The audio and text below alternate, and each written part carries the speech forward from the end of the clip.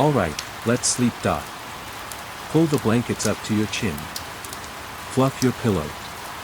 Turn off your phone and let the darkness settle around you like a soft, warm cloak. Tonight, we're going to travel back in time to a world of castles and cathedrals, of knights and kings, of a war that had lasted for generations and seemed as though it would never end. We're going to meet a girl who was born in a tiny village, who could neither read nor write, and who, before her 20th birthday, would lead an army, crown a king, and become the most famous woman in history. Her name was Jeanne d'Arc, though the English called her Joan of Arc. She is known to the world as the Maid of Orléans. Part 1, The Village in the Valley. The year is 1412. The place is the village of Domrémy, in the region of Lorraine, in northeastern France.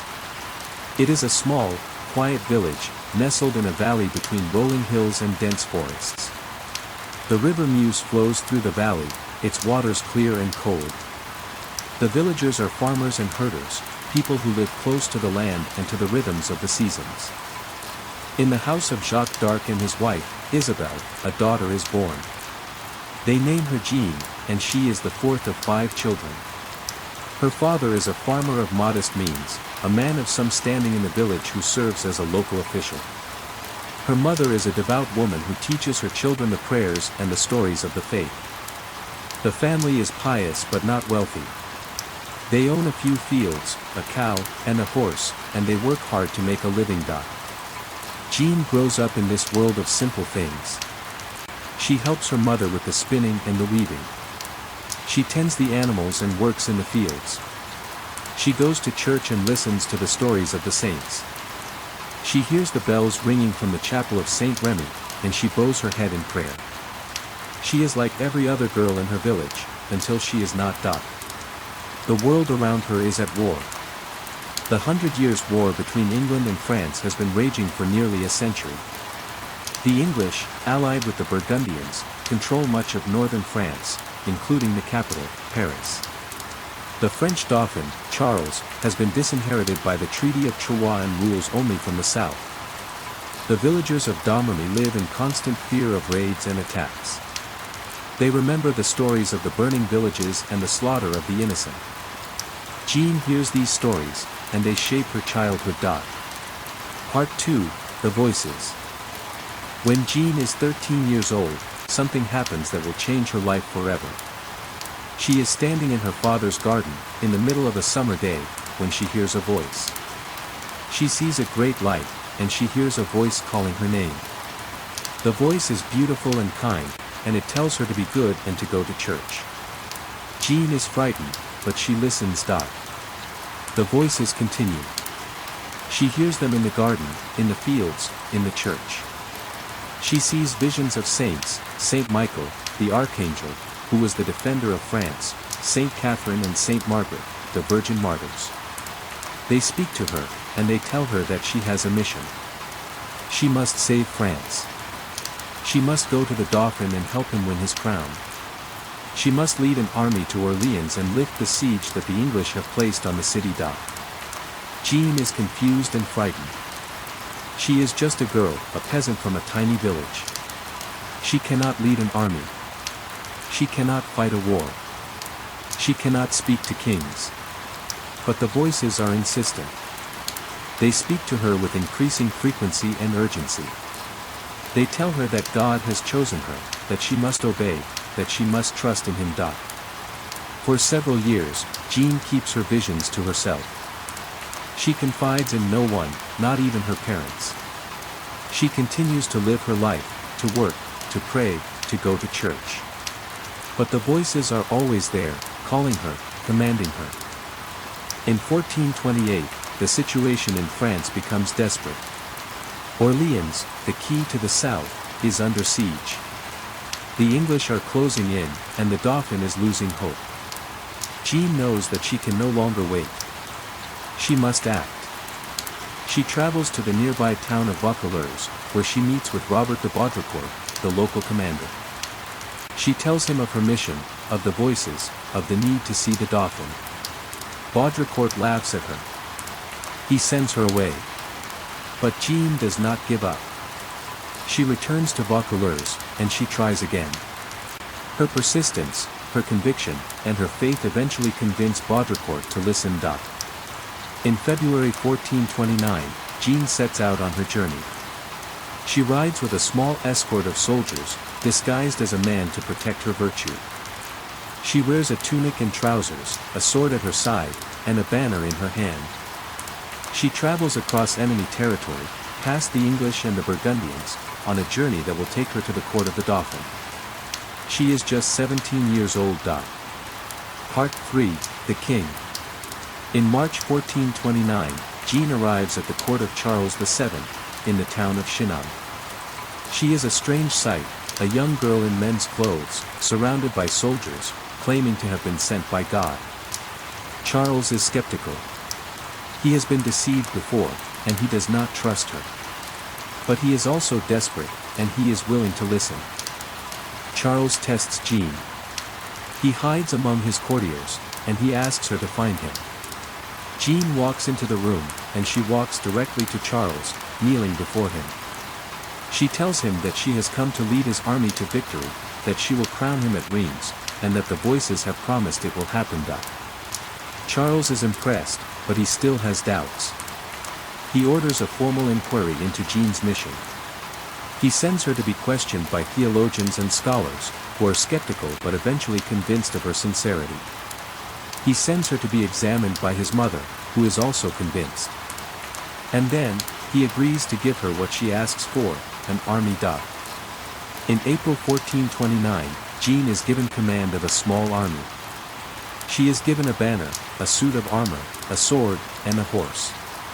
She leads her army toward Orléans, and she inspires her soldiers with her presence and her faith. The English are taken by surprise. They have never faced an army led by a young girl. And they have never faced an enemy so determined. Part 4, The Relief of Orléans. On April 29, 1429, Jean enters Orléans. She rides into the city to the cheers of the people, who see her as a savior. She tells them that she has come to lift the siege, and she begins to organize the defense. She takes part in the fighting, riding alongside her soldiers, her banner held high. She is wounded, but she does not retreat. She prays, and she encourages her troops. The English are thrown back. The siege is lifted in a matter of days. The city is free, and Jean's fame spreads throughout France. She is hailed as the Maid of Orléans, the savior of the nation. She is a living symbol of hope and resistance. Part 5, The Coronation. After the relief of Orléans, Jean urges Charles to march to Reims, the traditional coronation site of the French kings. It is a dangerous journey, through enemy territory, but Jean is determined.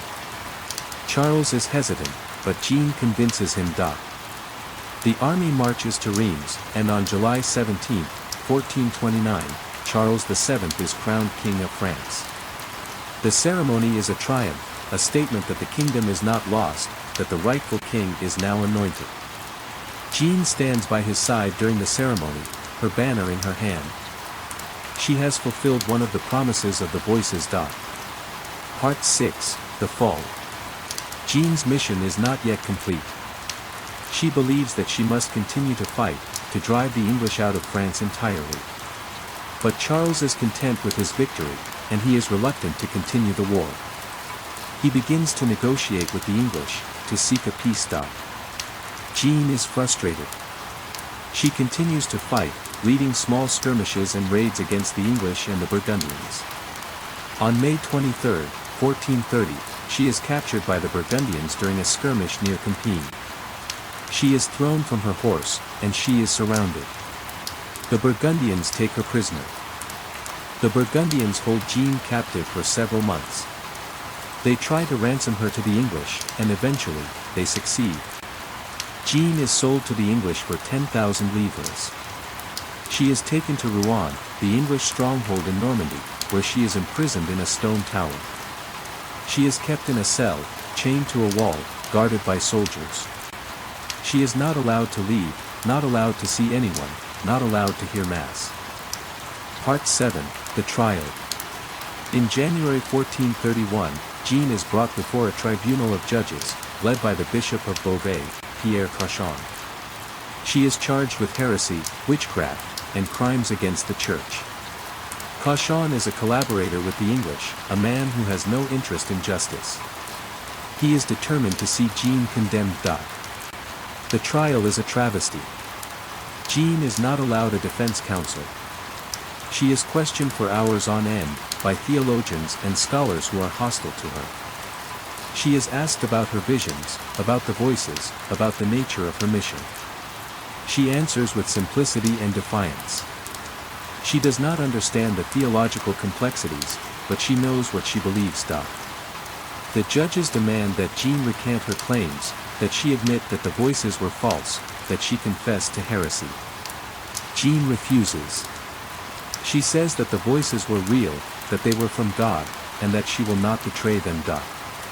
On May 24, 1431, Jean is taken to a public square in Rouen and threatened with burning at the stake. She is terrified, and she breaks. She signs a recantation, admitting that she has been deceived. But her recantation is not enough. The judges demand more. She is sentenced to life imprisonment. Part 8, The Fire. On May 29, 1431, Jean is told that the voices have returned, and she recants her recantation. She says that she has betrayed God, and she will not do it again. The judges are furious. They declare her a relapsed heretic, and they sentence her to death. On the morning of May 30, 1431, Jean is led to the Old Market Square in Rouen. She is tied to a stake, surrounded by a crowd of spectators. She asks for a cross, and an English soldier gives her one. She prays, and she asks for forgiveness. And then the fire is lit. Jean dies in the flames, her last word, Jesus. She is 19 years old.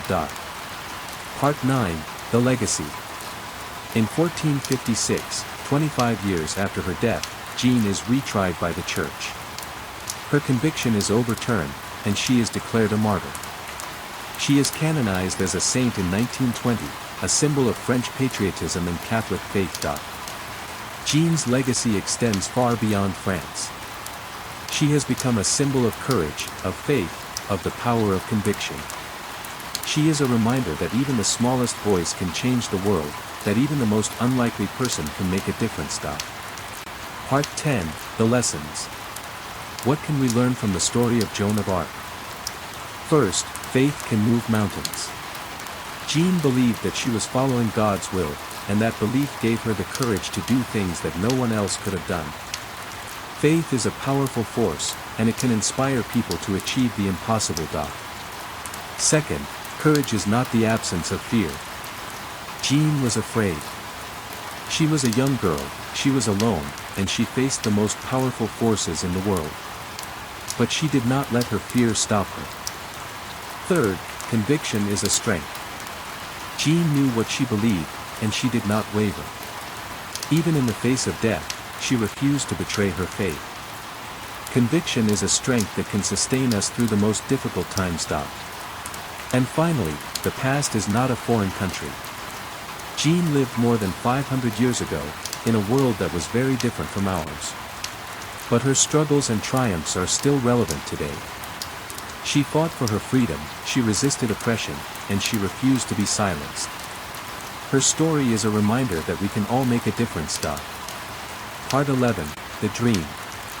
Now, as you drift off to sleep, think about Jean. Imagine her as a young girl in Domrémy, listening to the voices in the garden. Imagine her as a warrior, riding into battle, her banner held high. Imagine her as a prisoner, chained to a wall, alone and afraid. Imagine her in the flames, her last word a prayer. And then imagine her legacy, the statues, the churches, the stories, the hope. Jean is gone, but she is not forgotten. She lives on in the hearts of the people, and her story will never be forgotten. So tonight, as you lie in your warm bed, in your safe home, surrounded by the people you love, think about Jean. Think about her courage, her faith, her strength. And let her story inspire you to be brave, to be bold, and to never give up. Sleep well. Sleep deeply. And may your dreams be filled with the sound of bells, the sight of banners, and the spirit of a maid who changed the world. Good night.